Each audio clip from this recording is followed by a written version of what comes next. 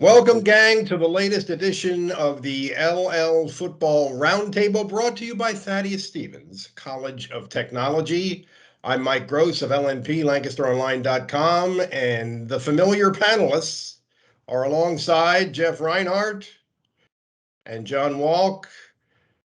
John now back on the cutting edge of technology, actually using a laptop to contribute to the show. Feels And sort of space agey. New and I should Tomorrowland kind of say thing going on I, there. I should say we usually record this at like 2 o'clock on a Wednesday when both of my kids are sound asleep. But we're doing this 5:30 on a Wednesday and both kids are wide awake. So if you hear some background noise, please bear with me. I not only doesn't bother me, I actually look forward to it. All right. We want that. All right, gang. We're talking about the district playoffs. The first round of which was last week. We have 7 games, 7 teams still slugging, and we're going to break those down for you as we go through the show. But before we do that, we're going to do our weekly visit to one of the teams that's out there slugging. That is Warwick. John stopped by in Lidditz to talk to the Warriors players and coaches. John, tell us who you interacted with out there. Yeah, so we chatted with Warwick lineman Nate Young and Coach Bob Locker and kind of caught up to them in regards to their upcoming District 3 Class 5A quarterfinal game. Number 8 Warwick going to top seeded Governor Mifflin 8-0. We've been saying all year, us guys, as far as Governor Mifflin likely being the best team in the state, regardless of classification. So Warwick has a mighty hill to climb this week. And we'll come back and after those interviews, we'll talk about why Governor Mifflin is so good and what Warwick kind of do to combat that. But with all that in mind, we're going to go out to Warwick, kind of chat with the Warriors about their big time game coming up this Friday and what they anticipate coming up and how to try to come out on top as the underdog. So with that in mind, let's go out to Lidditz. All right, Bob. So everybody talks about this Governor Mifflin offense, but you're the play caller on Friday night. So let's talk about what you see about the Governor Mifflin defense and how you feel Warwick kind of stacks up, how you guys are kind of preparing against them. If they stick to the script they've used most of the year, they are very comfortable in playing man defense. They'll run a 5-2, some variations of it, but they'll go man-to-man on the outside. So we're going to have to be able to throw the ball with some amount of success, but we've done that throughout the year. I think the most important thing for us is maintaining a balance. We're going to have to run. You run to set up some things. We need to be able to run, though. Otherwise, that allows them to just tee off on the pass rush, and we want to avoid that. So they're extremely talented, but, without going into real specifics, we found some things we think we can utilize. Probably you guys and maybe Cocalico have had, and maybe even Hempfield too, at least in my opinion, have had like easily one of the toughest schedules of any LL League team this year. And I bring that up to say, like, this time of year you're going to play really good teams, and it feels like this group is really battle tested. What do you think you've learned kind of from the adversity earlier in the year that helps you now this Friday? I think we've always learned, like, Friday night, not everything's going to go perfect. You're going to screw up, you're going to make mistakes. You just got to let it go and next play mentality and play the best of your ability and play for your brothers. So, not to bring up a sore spot, but I was at the Cocalico game, and I bring that up to say, looking at the numbers since then, held Conestoga Valley 0 points, held Gettysburg to 14 points, and even 3 yards per rushing attempt. So it feels like since week 8, this defense has really kind of figured something out. Is that fair to say? And if so, what have you figured out on that side? I mean, I would say for sure we figured it out. That was a tough game, honestly. We're just going to address it. They ran all over us, but, that fired us up. We need to show everyone that we're better than that, and we have to display that every Friday night. This team knows that we're showing up to win. We're not going to give up. We're not going to just lay down and let them have it. We're going to give them the game of the year. We think that obviously last year we were supposed to play them. That got taken away. So we're pretty fired up, and we're just trying to play football as long as we can. Yeah, you're kind of the underdog here, but how excited are you kind of going in the Friday? We're pretty stoked to go do this, and we've talked about the fact that I've had some people say to me, hey, you guys have really been given an opportunity. Opportunities aren't given to you. Opportunities are earned. They earned this shot at Mifflin through their work through the season, and now's an opportunity to find out just how good you are. You match yourself against the best around, or supposedly, I think they're a fantastic football team, but I think my kids are really pretty good. So we're looking forward to the challenge and seeing where we match up. All right, welcome back from Lidditz. Yeah, let's get into it, guys. Portion of the show where we break down all the games. We have 7 to chat about this week. We will talk about District 3 Class 5A quarterfinals to start out, I should say, since we're out at Warwick.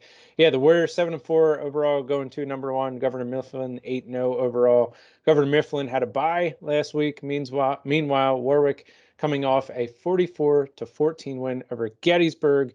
And yeah, guys, we've been talking about Governor Mifflin all year. And Mike, I want to start with you. Since Nick Singleton, the running back, Governor Mifflin, you're more familiar with him than us two guys here, me and Jeff anyway, as far as you covering Penn State. What's special about Nick Singleton, and why is Warwick keying on him this Friday? He's the number one ranked running back in the high school class of 2022 in America, not in Pennsylvania, not in District 3, in America. And if you saw Ohio State play a couple weeks ago against Penn State, you saw the number one ranked high school running back in the class of 2021, Trayvon Henderson, who was a freak. And so that gives you a little bit of an idea of what Warwick is going to be dealing with in Nick Singleton. He's not huge for a running back. He's not Derrick Henry, but he's big enough, and he's fast enough, and he's tough, and he's a kid that we've been hearing about since he was in 8th grade. And he is, by all accounts, a weight room fanatic. I mean, he checks all the boxes as a teammate and everything else, supposedly. And if you're a Penn State fan, you're thinking, well, geez, I wish he could play for us on Saturday so we could figure out how to run the ball. But anyway, Nick Singleton is a monster. But I think we should point out that there's a lot more to this Governor Mifflin team than Nick Singleton. They had Nick Singleton last year, and it seemed like they had a more veteran team last year than this year, but they're more dominant this year. They're very solid on both sides of the ball. It's one of those deals where all of a sudden Governor Mifflin, which has been this sort of middling program in most sports for a long time, all of a sudden has become this monster in football, where it perpetuates itself. And this is a very solid team and a huge challenge for Warwick. Jeff, I think you have a couple interesting stats earlier this week as far as your notebook goes in regards to Governor Mifflin's passing game and their point totals, if you can hit us with that. Unbelievable. We could rattle off Governor Mifflin nuggets here for an hour and a half. They run the ball. They're going to run the ball. Singleton, no big surprise there. Their starting quarterback, this is great, is 6 for 6 for 120 yards and a touchdown. 6 for 6. They've attempted like 17 passes the whole season. That's it. And their starter guy is 6 for 6. They've outscored the opposition 138-0 in the first quarter and 230-20 in the first half. So like basically 6 or 7 of their 8 games have been mercy rules. Singleton's at 1,500 plus yards, 12 yards a carry, 32 touchdowns in 8 games. He's getting in the end zone 4 times a game. And his numbers would be even crazier if they played 10 games, and even crazier if they didn't mercy rule everybody. Yeah, if he played the fourth quarter of most games. He probably hasn't taken a handoff in the fourth quarter this season. I bet you he hasn't. Just crazy numbers up and down. They're fantastic. Singleton's fantastic. And they only got 8 games because 2 of their games were bagged because of coronavirus, including the one against Cedar Crest back in week 3. Yeah. I forget who the other game was. It was a Berks game. I don't remember. Anyway, Mifflin's the pick here. They're just on another level. Good for Warwick. Fun Warwick stats. 398 yards a game. That's pretty good. They have a 2,000-yard passer, Jack Reed. They have a 1,000-yard rusher, Christian Royer. They have a 1,000-yard pass catcher, Cooper Eckert. 1,093 yards on 67 catches. So Warwick can put up some crooked numbers fast. They're playing pretty well. But Mifflin's a different animal, and I will go Mustangs here to win and advance. Yeah, I was at the Cocalico Warwick game a few weeks back when Anthony Barassa just ran all over them. I think that's the league season high, by the way, the 330 some odd yards Barassa had on. But then again, you look at that, and Warwick still had a chance to win in the end. So, okay, Warwick gives up some yards on the ground. I know that they, we all know that they can move the ball on the ground through the air. I think they're going to be able to have a little bit of success with that on Friday, but it's what can you do to stop the Mifflin offense? And I'm curious, so we know Mifflin can run the ball. We know about Warwick's offense and defense. What do we know about the Governor Mifflin defense? They're good. They haven't given up much either. Yeah, I think they've held opponents under 20 points in 6 of 8 games. They're overall it's 11.6 points per game. Yeah, think and their games have been as Ryan's pointed out, and this is so true. Their games have been so lopsided so quickly Yeah. that most of the points they've given up are probably against the second string kids. They're probably second string, third string kids. This is a remarkably dominant team. I mean, this is just a public school. This is just a sort of suburban public school. They're 6A, but it's not huge. It's not the biggest, one of the biggest schools in the state. What has happened here is really kind of mysterious and remarkable, but it's a simple formula that has been so successful that it doesn't make sense to say that it will stop. Yeah. So even if Governor Mifflin gets up big, okay, you go through the air. Well, Warwick can go through the air. That's why, Mifflin's my pick, but I still think Warwick hangs tough in this one. Yeah, this is the don't forget moment of the conversation. Don't forget, this was the final last year, and it didn't happen. Yeah. Warwick had a forfeit because of COVID. So this year it's the quarters. But I think Warwick will be a little extra motivated here a little bit. They know they're the underdogs, and they got to go on the road and face the top-ranked team in the state. But they didn't get a chance to play these guys last year in a game that I think they thought they were going to win. Quite frankly, I thought Warwick was pretty convinced that they were going to win districts, and they had the squad to do it. So I think they'll be motivated here. But Mifflin's really good. Mike, what's your pick? Oh, of course it's Mifflin. Yeah. All right, so we're all going Mifflin. I can't imagine it being close, even, and no offense to Warwick, but all right, this is just wow. Staying in District 3 Class 5A quarterfinals, number 7 Exeter, 7-3 overall, going to number 2 seed Manheim Central out of number 2 field. The Barons are 9-1 overall. They had a bye last week. Meanwhile, Exeter coming off a 38-21 win over Southwestern. And guys, I don't know if you're like me, just kind of take the names off the schools and just look at the numbers and kind of the schedule. And they're very similar. Sure, Exeter's 3 losses to Manheim Central's 1, but as far as offensive and defensive numbers, they're almost similar across the board. So this is very much a coin flip game for me. How about you guys? Yeah, I agree. I think this is this was my toughest call of the week. I think if Exeter was a little bit more explosive in terms of throwing the ball, in addition to running it, if they had a big time quarterback, and I'm not belittling their quarterback, but Central is so good against the run.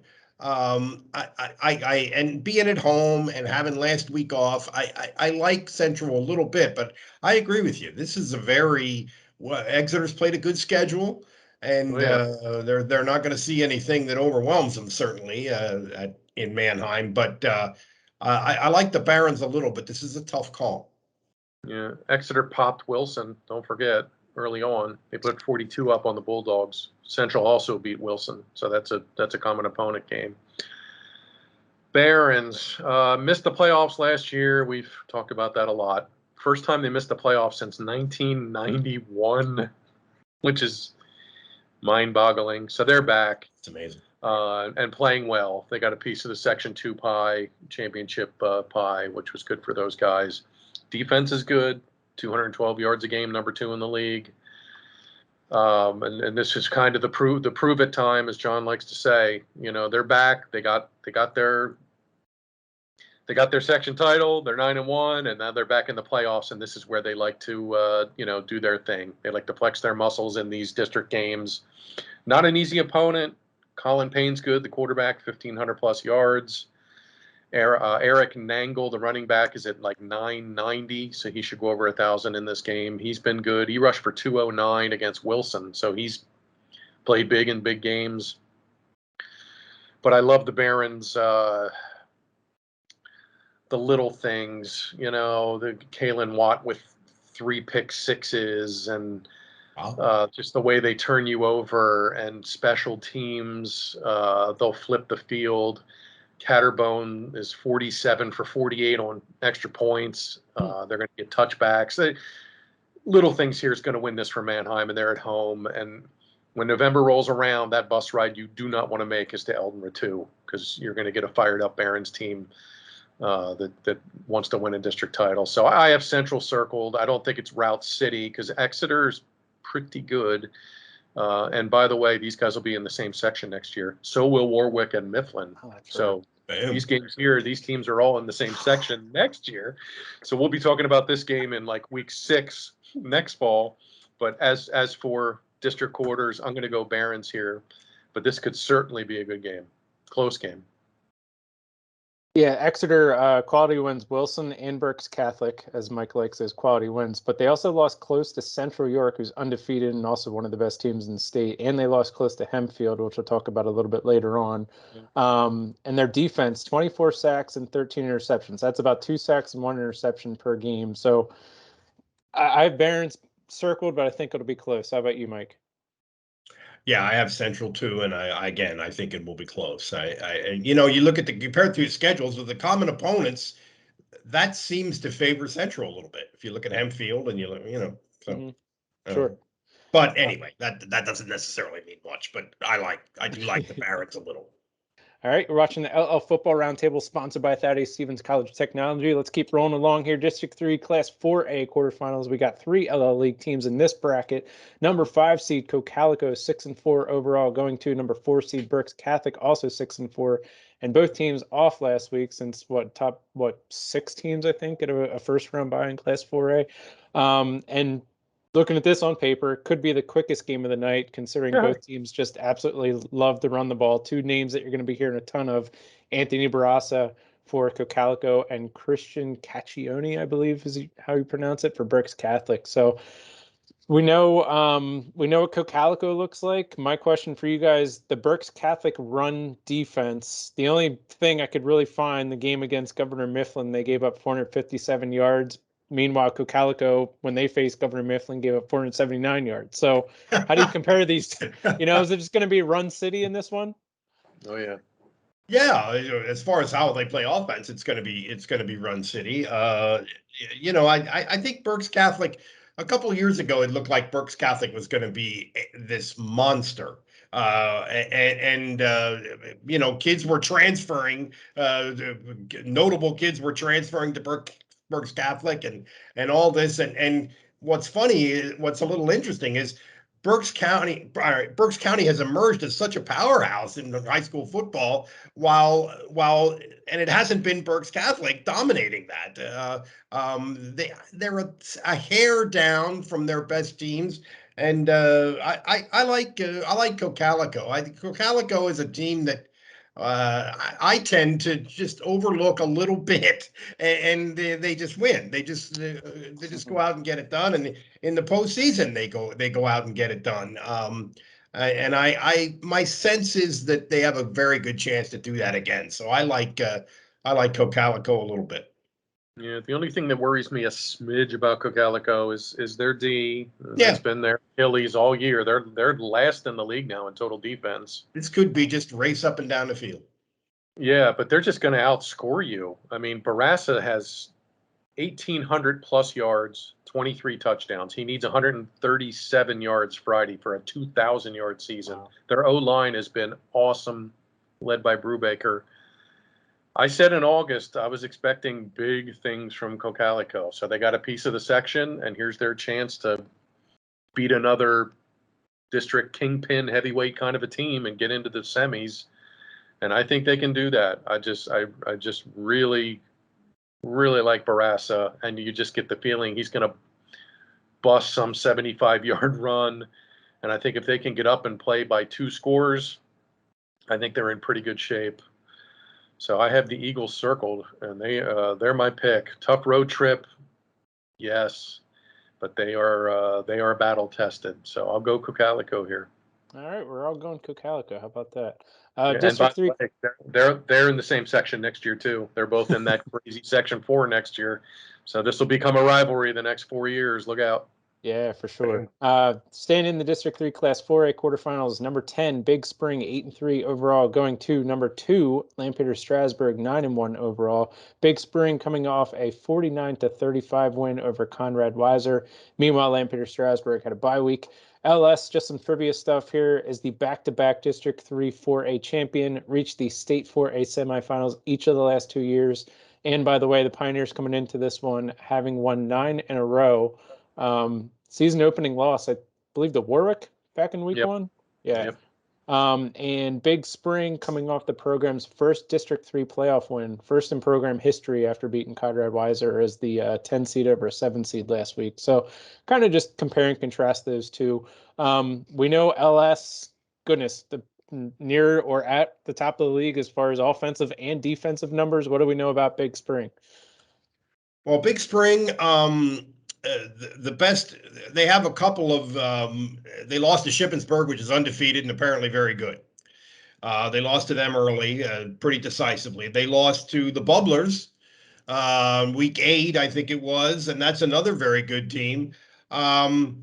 They lost to Middletown the last week of the regular season, which is kind of a baffler, and they didn't score in that game. So you wonder if they were maybe resting people or something like that. The week before, they kind of blew out Steel High, which is a pretty good team, so a Class A team, but a pretty good team. So, I mean, this is a formidable opponent, but I don't think that they're quite at LS's level. And LS is at home, and LS is, rested and all that. And again, I'm going to point to the quality wins. I don't quite see the high-level wins from Big Spring, even though they certainly have had a good enough year to deserve to be where they are. In fact, their best win was probably last week against Weiser. So LS is, we know what they are, and what they are is good.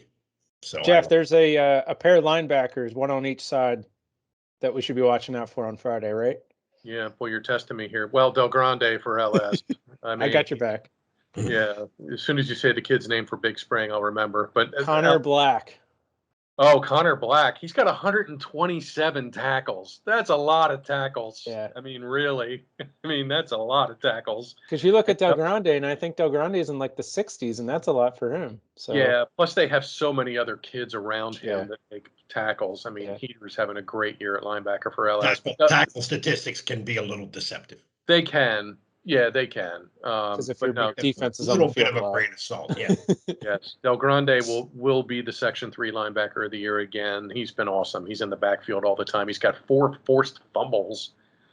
Nice. Too much LS defense here. Number 1 defense in the league, 183 yards a game. That's it. Least amount of passing yards, least amount of rushing yards allowed in the league, least amount of points allowed in the league. 4 shutouts, and another game they only gave up 2 points. So they've been great. And their offense, as John mentioned, 4th best in the league at 380. Berkeley Wagner's had a pretty good dual threat season. Yeah. I mean, we're never going to forget McTaggart, especially with what he did last year. He was awesome. I thought Wagner had to step into some really big shoes in August, but he's been good. He's been really solid as a dual threat kid. Too many weapons. Good for Big Spring. I think they were the only upset winner in the whole district in the first week, a 10 beating a 7. Little trivia nugget. This is the second trip in district playoff history for Big Spring. Second. They're first since 2010, so it's been 11 years since they were in districts. And in 2010, they lost to LS in a first-round AAA game. So playoff experience might be a factor. There you go. So, yeah, they know each other like big rivals, right? LS here, just too much. Big Spring's playing well, obviously, like Mike said, quality win to beat a really good Weiser team last week and score 49. So they're playing well. But going into LS this time of year in November, yeah, it is a lot to ask. And LS has just gotten better and better and better and better and better and better every week. And they're the champs, and they are the champs till somebody knocks them off. And I don't think the Bulldogs have quite enough to knock them off. So I'll go Pioneers. All right, final game for an LL League team in District 3 Class 4A quarterfinals. Number 6, Donegal. By the way, I'm also taking LS. I forgot to mention that. Number 6, Donegal, 7-2 overall, going to number 3, Kennerdale, 9-1 overall. Both teams coming off a bye. And guys, we talked about Cocalico and Berks Catholic being run city. This could also be a run city type of game. And 2 teams that just absolutely love to run the ball. I will say I started my career in York County covering the York Adams League, and back then Kennerdale was kind of at the bottom per se as far as the better teams in the league. But just kind of seeing what they've done in the last handful of years has really been catching my eye as far as how the Rams have performed on the gridiron. What do we know about KD? They lost week 1 in a close game to Yep. Octorara. Yep. And it seems like they've improved since then. I mean, they haven't lost since then. They dropped 60 on Gettysburg, which was a district playoff team. I mean, they've had a really good year. I don't see a super elite win, but they've had a good year. And they might be a team that isn't it interesting how many run-oriented teams are still playing? Yeah. We've talked so much about this being a passing game era. Mm-hmm.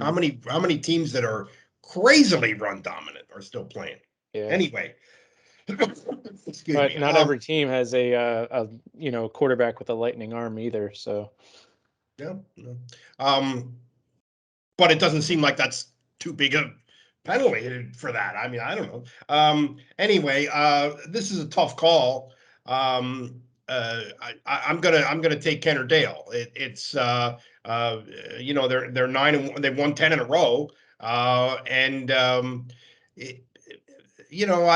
really respect Donegal and respect what they do. Talk about run oriented, and they have some good weapons. It's a tough call, but I like Kennerdale a little.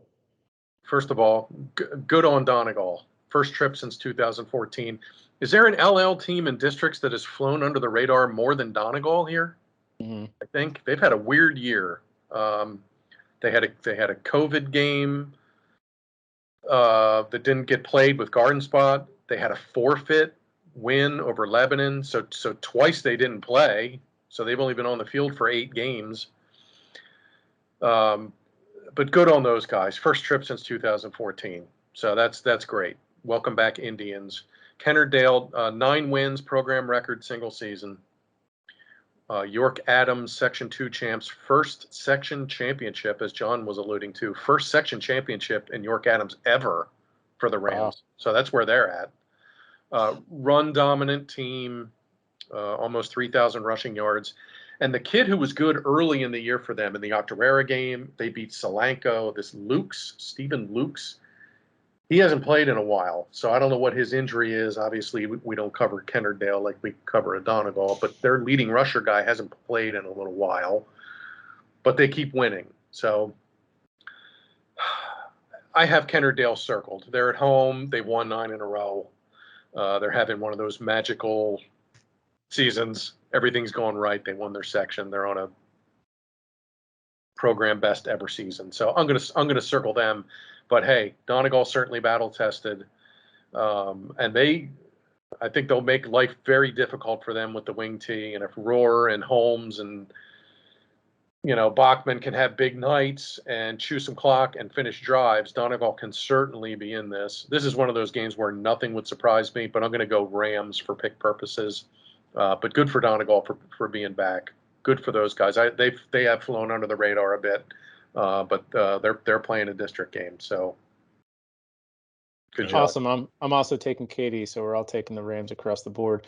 Let's go to District 3, Class 6A. They are in the semifinals. We got 2 LL League teams there. We will start with number 5, Wilson, 8-3 overall, going to top-seeded, undefeated Central York at 11-0 overall. Wilson coming off a 50-32 win over York High. Central York coming off a 26-14 win over Manheim Township.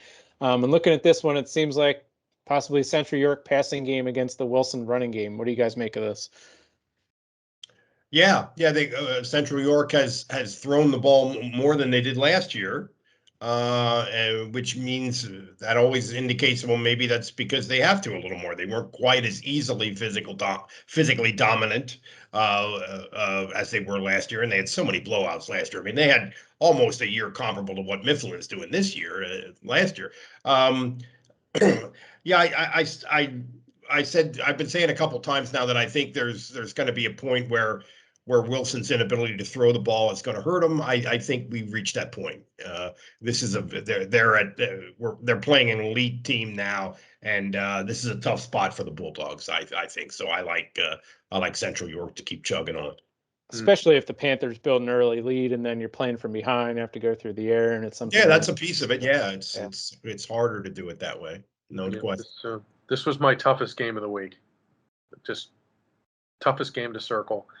Wilson QB Brad Hoffman and running back Jaden Jones, back to back 100-yard rushing nights for both of them, and not like 101. We're talking like 150 plus, 170 plus.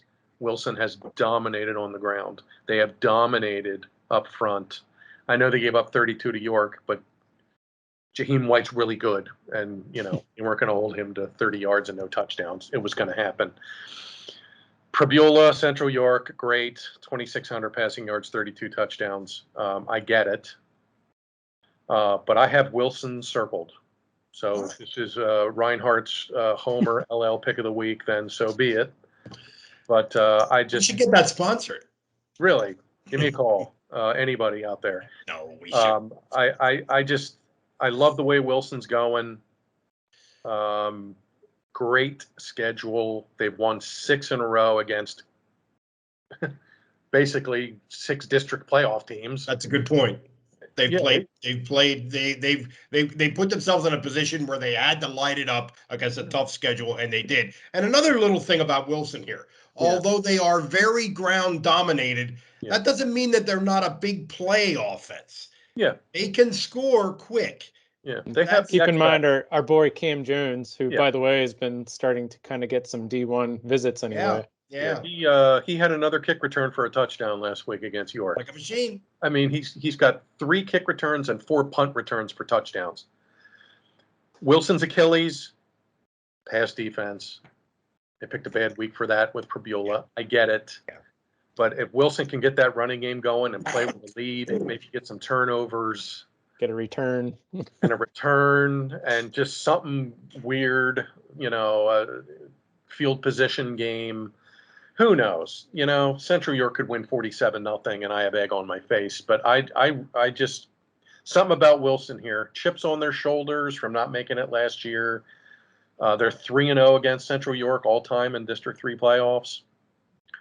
I don't know. I'm going Bulldogs. Final answer.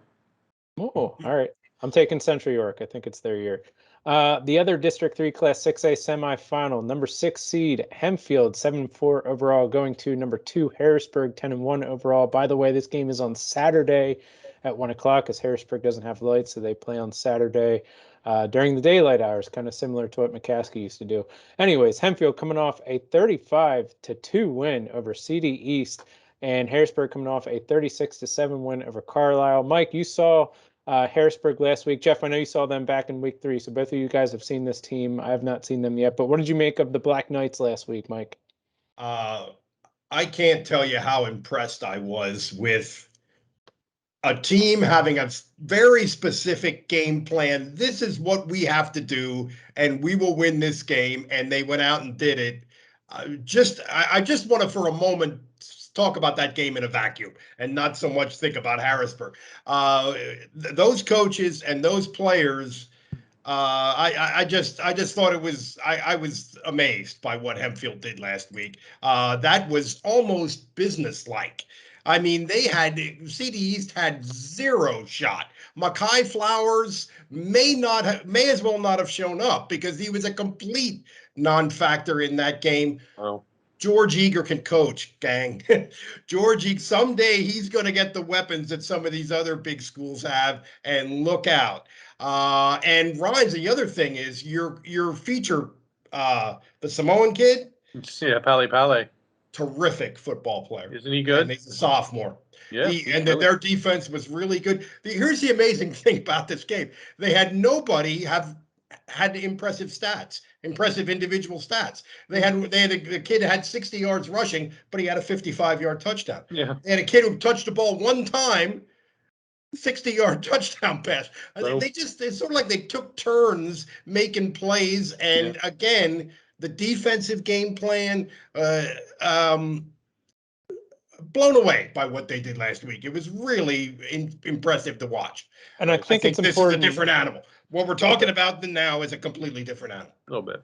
I think it's important, Mike, that you said almost business-like, in the sense like, okay, they went there and won, and they won by a wide margin. Okay, let's move on. It wasn't like, okay, George Yeager, first district playoff win for him, and oh my goodness, let's throw Gatorade on him, and this is awesome. And then maybe, you don't show up the next week because you just came off a big win. Like they seem like they're buttoned up and they're on a mission in a sense.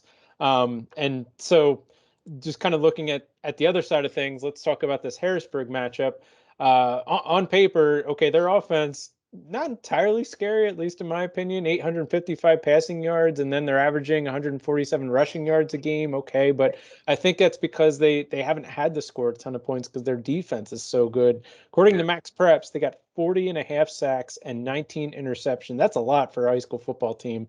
And just kind of doing my homework on this, Harrisburg DN Tyrell Reynolds.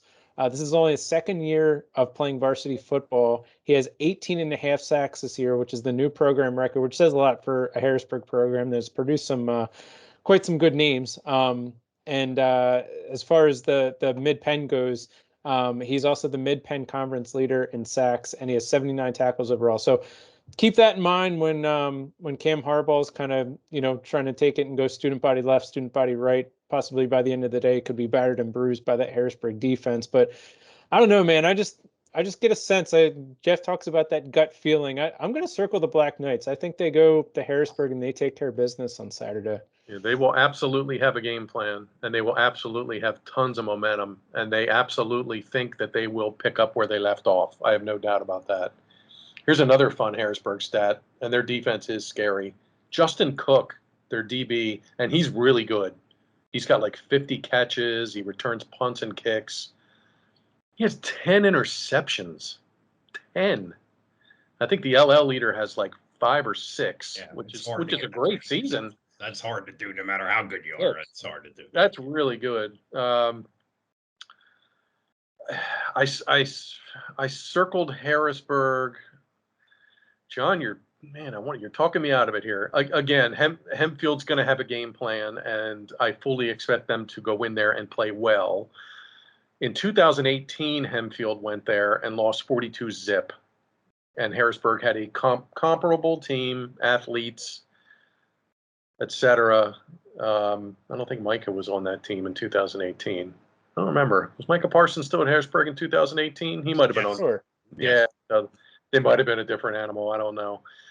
But big plays. I saw Harrisburg. I covered the Township game when it went OT, and Township did a really good job game planning, a couple takeaways, hogging the clock, and I think Hempfield will try to do that.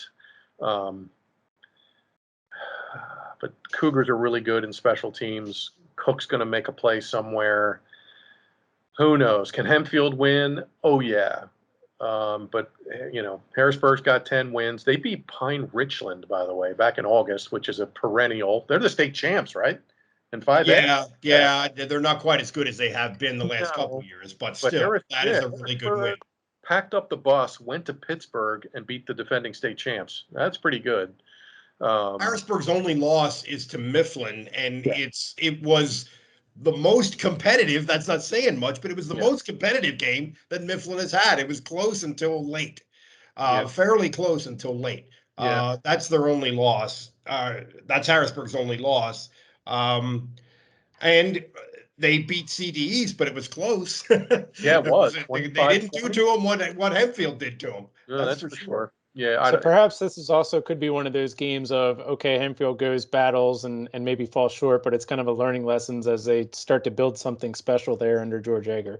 Could be. Harrisburg's the pick, but it's not 42-0. I don't know if it's 17-14 or 21-17 in overtime. I think it's a good game. I love the way Hempfield's going. They've been awesome from the jump, but I'll go Cougars for pick purposes. Yeah, if they were playing Friday, I definitely would have went to that one, but it's Saturday, so we'll send somebody else. Anyways, That actually does it. We've talked through all the 7 district Really? football games involving LL League teams this week. This is part of the show where I like to ask where you're at. Jeff, we know you're staying home, still kind of recuperating, so we wish you the best there. Mike, are you going to be anywhere on Friday? On my sofa, as far as I know. Of course, the Penn State is playing at noon on Saturday, That's right. so I will not be at a high school game. Watch the Atherton Street traffic, my friend. I am very, very concerned about that. I'm going to take some drastic measures in terms of planning tomorrow and see if I can figure out a better way after that Illinois disaster. But that's another story. 3 a.m. wake up call? No, that's not that drastic. Okay. I'm going to be making my first trip this season to Governor Mifflin. I wanted to see Nick Singleton in person and see, we've been talking Governor Mifflin all year, so I kind of want to see them up close. And hey, Warwick, 4 losses, but they've all been really close. So perhaps they go there and give them a game and it ends up being pretty entertaining. So that's where I'll be. And Jeff said before we started, there's apparently rain in the forecast for Friday. I think it's supposed to rain all night, overnight, Thursday into Friday. So I don't know if it'll be pouring at game time, but it'll probably be damp and you could have some wet tracks, especially on grass fields. For sure. So, well, hey, this has been what is week 12 of the LL Football Roundtable, sponsored by Thaddeus Stevens College of Technology. For Jeff Reinhart and Mike Gross, I'm John Walk. We'll catch you guys next week. Thanks for watching.